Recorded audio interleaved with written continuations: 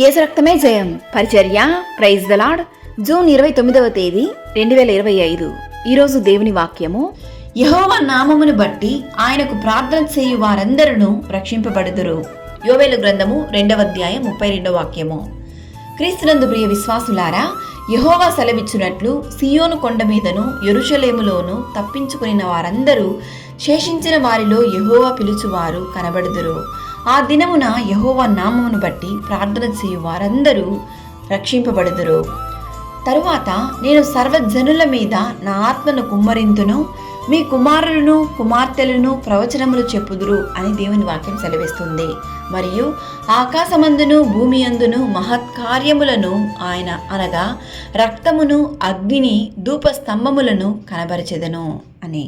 యెహోవా యొక్క భయంకరమైన ఆ మహాదినము రాకముందు సూర్యుడు తేజోహీనుడగును, చంద్రుడు రత్నవర్ణమగును. కావున ఇకనైనా మారు మనసు పొందుము, నీలో ఉన్న ప్రతి పాపములను విడిచిపెట్టుము. ఉగ్రత దినము రాకముందు నిన్ను నీవు సరిచేసుకొనుము. రక్షణ యెహోవాది, నీ ప్రజల మీదకి నీ ఆశీర్వాదము వచ్చునుగాక. దేవుడు నా పాపములన్నింటినీ క్షమిస్తాడా? నేను ఇంత పాపంలో ఉన్నానే, ఇంత చెడు అలవాట్లకు బానిసయ్యానే, నాకు పాప క్షమాపణ దేవుని సన్నిధిలో దొరుకుతుందా అని నీలో నీవు కలవరపడుచున్నట్లయితే దేవుడు ఈ వాక్యం ద్వారా నీతోనే మాట్లాడుతున్నాడు.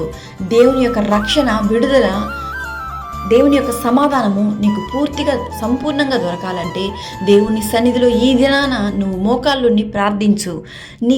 నీ సమస్యను కన్నీటి ద్వారా దేవుని సన్నిధిలో కుమ్మరించు. దేవుడు ఖచ్చితంగా నిన్ను రక్షించును, నిన్ను పరిశుద్ధపరచును, నీ పాపములన్నింటినీ క్షమించును.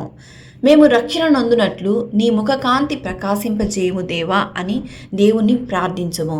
దేవుడు నిన్ను ఆశీర్వదించి దీవించి రక్షించునుగాక. ఆమేన్. God bless you.